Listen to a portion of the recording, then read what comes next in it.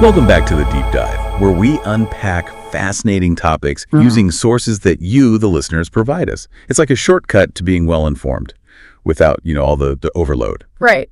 And for those of you watching on YouTube, don't forget to hit that subscribe button and that little notification bell so you don't miss out on future deep dives just like this one. I love that little bell. Me too. It's so cute. So today we are diving into the history of the Moors and their influence on Europe. Ooh. Our source is an article from the African History website. It's titled, "The Moors Were the Black Kings and Queens Who Ruled Europe for Over 700 Years." That title definitely grabs your attention. It suggests a narrative that many of us might not be familiar with. It really does. So let's start with the basics. Who exactly were the Moors? Well, if we turn to the Oxford English Dictionary, it describes Moors as black and swarthy, a term often used to describe people of African descent. Okay. But it's important to note that the Moors weren't a monolithic group. That's a good point. So more than just a geographical or cultural label, the term Moor seems to have been connected to a physical description, at least in some contexts. Yes, and this wasn't just a one-off definition. We see it reflected in the writings of the time. Even Shakespeare and Christopher Marlowe used Moor interchangeably with African. Wow, so this understanding of Moors as black was pretty common back then. It seems so. Historian Chancellor Williams even drew a direct comparison, stating that the first Moors were black Africans much as the first Egyptians. Okay, so we're starting to see a potential connection to Africa. What other evidence supports this idea? Well, there's a fascinating description from an Arab chronicler who referred to the Moorish emperor Yusuf bin Tafin as a dark man with woolly hair. It really paints a vivid picture, doesn't it? It does. It's not just a dry historical account. You can almost visualize him. Right. And it's not just textual descriptions either, right? Yeah. There's visual evidence as well. Right. European art often depicted Moors with features we would now associate with people of African descent. Dark skin, frizzy hair, full lips. So visual representations reinforce this idea of the Moors' African heritage. Are there any specific artworks that stand out? One intriguing piece is the Drake Jewel from the 16th century. Okay. It seems to depict a black king alongside a white woman. Interesting. The symbolism is open to interpretation, but it raises some interesting questions about race and power dynamics during that era. That's fascinating. It makes you wonder about the stories behind these artistic choices and what messages they might have been trying to convey. Yeah. But shifting gears a bit, let's talk about the Moors' legacy. Yeah. What kind of impact did they have on Europe? This is where things get really interesting. The Moors ruled in Spain and Portugal for almost 700 years, from 711 AD to 1492 AD. 700 years. That's longer than some entire empires have existed. What were they doing during all that time? Were they just holding on to power, or was there more to it? Oh, there's so much more to it. They weren't just rulers, they were builders, innovators, thinkers. The Moors made incredible strides in fields like mathematics, astronomy, architecture. Their impact on European cuisine, medicine, even agriculture was significant. So they weren't just shaping the political landscape. They were transforming European society from the ground up. It sounds like they played a key role in pulling Europe out of the Dark Ages. That's a great way to put it.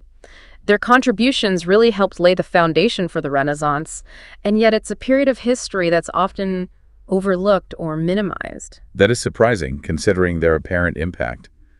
Why do you think that is? Well, according to the article, there have been attempts by some Spanish rulers to downplay this period, almost like they're trying to airbrush it out of history. That's interesting. I wonder why there would be a push to minimize their role. It seems counterintuitive considering the positive contributions they made. It's definitely a complex issue, and it raises questions about how history is written and whose perspectives are prioritized. Yeah. Luckily, new archaeological discoveries are shedding more light on this period and challenging those narratives. It's almost like we're rediscovering a lost civilization. But before we delve further into the Moors' legacy, let's talk a bit about the source itself, the African History website. What can you tell us about it? It's an educational platform focused on sharing African history, including the stories of pre-colonial civilizations, empires, and rulers. They aim to promote tourism across the African continent, which is a really fantastic initiative. And they're committed to accuracy. right? Making sure the information they present is factual and unbiased. Yeah. That's something we really value here at the Deep Dive. Absolutely. They have a strong emphasis on fact-checking and avoiding biased or hateful information. It's all about presenting a balanced and nuanced perspective. That aligns perfectly with our approach here. So for our listeners, the African History website is definitely worth checking out if you're interested in learning more about this fascinating period of history.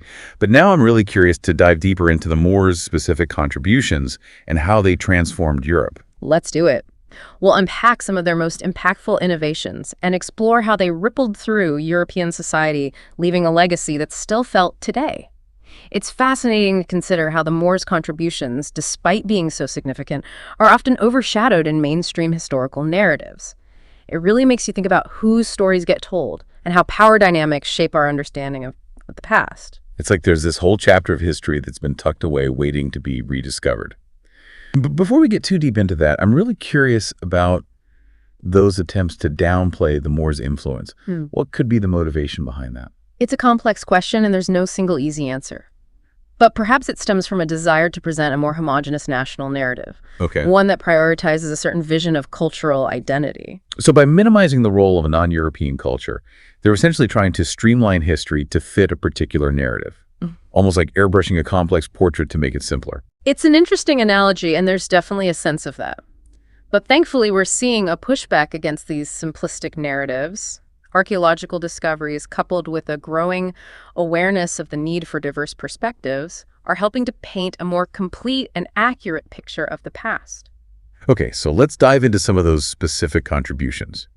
You mentioned that the Moors made advancements in a wide range of fields. Can you give us some concrete examples? Absolutely. Let's start with architecture. The Moors were master builders, and their architectural style is still visible throughout Spain and Portugal. Think of the Alhambra in Granada, a stunning palace and fortress complex that showcases the intricate beauty and sophistication of Moorish design. The Alhambra is definitely iconic. I've seen pictures, but I can only imagine how breathtaking it must be to experience it in person. What were some of the defining characteristics of their architectural style? They were masters of geometry and light, creating spaces that were both awe-inspiring and functional. The use of intricate patterns, calligraphy, and vibrant colors created a sensory feast for the eyes. Water features like fountains and reflecting pools weren't just decorative. They played a vital role in cooling and creating a sense of tranquility. So their architecture wasn't just about aesthetics. It was deeply intertwined with their cultural values and understanding of the natural world. Exactly. It reflected their appreciation for beauty, their ingenuity, and their deep connection to their surroundings. What about their contributions to mathematics and astronomy? Those fields seem pretty far removed from architecture, at least at first glance. You might be surprised to learn that there are actually deep connections between them. The Moors' mastery of geometry evident in their architecture also underpinned their advancements in mathematics. For instance, they introduced the concept of zero to Europe, a seemingly simple idea that revolutionized mathematical thinking. They also made significant strides in algebra and trigonometry, laying the groundwork for future scientific discoveries. It's amazing how these seemingly disparate fields are actually interwoven. It makes you realize that knowledge doesn't exist in isolation. It builds upon itself across disciplines. Precisely. And their advancements in astronomy were equally impressive. They built sophisticated observatories and made remarkably accurate observations of the stars, furthering our understanding of the cosmos. It sounds like they were pushing the boundaries of knowledge in multiple directions. Right. But they weren't just focused on intellectual pursuits, right? You mentioned their impact on agriculture as well. Right. The Moors weren't just scholars and astronomers, they were also practical innovators. They introduced new crops and farming techniques to Europe that had a profound impact on food production. What kind of innovations are we talking about? They introduced irrigation systems that allowed for more efficient use of water resources, and they brought new crops like citrus fruits, rice, and sugarcane, enriching European diets and transforming agricultural practices. It's incredible to think about how much of what we consider European actually has roots in other cultures and civilizations. Right. It challenges our assumptions about where knowledge originates and how it spreads. It certainly does. The Moors' influence is a testament to the interconnectedness of human history and the importance of acknowledging those connections. So we've touched on architecture, mathematics, astronomy, agriculture. It's clear that their influence was widespread. Were there any other areas where they left their mark? Oh, absolutely. We can't forget their contributions to medicine and cuisine. The Moors brought with them advanced medical knowledge and practices, including surgical techniques and the use of herbal remedies. They also introduced new ingredients and flavors to European cuisine, enriching the culinary landscape with dishes that are still popular today. Like what? Give us some examples. Think of paella, a dish that originated in the Valencia region of Spain, or gazpacho, a cold soup made with raw blended vegetables. These dishes and many others reflect the Moorish influence on Spanish cuisine. So even our taste buds are carrying on a legacy that's centuries old. It's fascinating to see how deeply embedded their influence is in European culture. It truly is, and I think that's what makes this deep dive so compelling. It's not just about uncovering historical facts, it's about challenging our assumptions, recognizing the interconnectedness of cultures, and appreciating the richness and diversity of human history. Couldn't have said it better myself. Yeah. But we've been so focused on the Moors' impact on Europe. I'm realizing that we haven't really explored their own civilization in depth. Where did they come from? What was their society like? What were their beliefs and values? Those are excellent questions, and they lead us to the heart of the Moorish story, their origins, their social structures, their cultural practices. We've laid the groundwork by understanding their influence on Europe, but now it's time to delve into the heart of their own civilization, ready to take that journey. Absolutely. Let's unpack the world of the Moors beyond their interactions with Europe. I'm ready to see what treasures we uncover.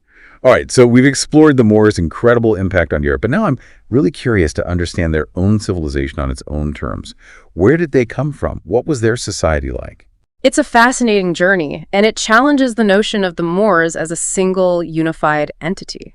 The reality is their origins are incredibly diverse. So not a single point of origin, but a blending of different cultures and influences. Exactly. We can trace their roots back to North Africa, the Iberian Peninsula, even parts of the Middle East.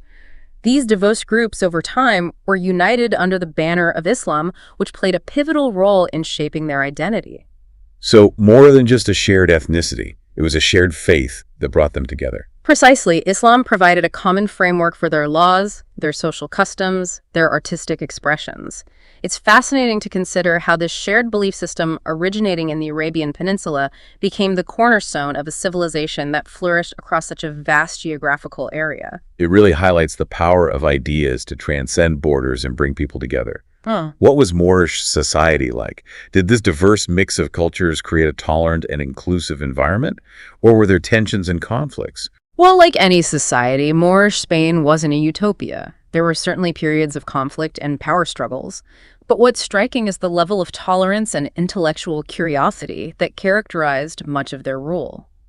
Think of Cordoba, a city in Spain that became a renowned center of learning under Moorish rule. It attracted scholars from across Europe and the Middle East, fostering a vibrant exchange of ideas. So a melting pot of cultures and knowledge. That seems to challenge the common narrative of a clash of civilizations. It does, doesn't it? The reality is far more nuanced. Yes, there were periods of conflict, but there were also periods of remarkable collaboration and cross-cultural exchange. The Moors, for example, played a key role in preserving and translating ancient Greek and Roman texts, which had a profound impact on the later European Renaissance. It's almost as if they acted as a bridge connecting the knowledge of the ancient world with the burgeoning intellectual curiosity of Europe. That's a great way to put it. Their emphasis on education and knowledge dissemination was truly remarkable. Libraries flourished, and new discoveries were made in various fields, from mathematics to astronomy to medicine. The spirit of inquiry and intellectual openness was a defining feature of Moorish society. It's incredible to think about the long-lasting impact of that intellectual legacy. They weren't just conquerors, they were cultural catalysts, setting the stage for a new era of learning and discovery in Europe. Exactly. And it all stems back to that diverse mix of cultures and influences that came together under the unifying force of Islam. It's a story that challenges simplistic narratives and reminds us that history is always more complex and interconnected than we might initially think. I love that. It's a reminder to always dig deeper, to question assumptions, and to embrace the richness and diversity of human history. And speaking of digging deeper, I want to thank our listeners for joining us on this deep dive into the fascinating world of the Moors. We've only scratched the surface, but hopefully we've sparked your curiosity to learn more. Absolutely. And remember, history isn't just about dates and names. It's about understanding the forces that have shaped our world, the connections that bind us, and the enduring legacy of human ingenuity and cultural exchange. Beautifully said. So until next time, keep exploring, keep learning, and keep diving deep.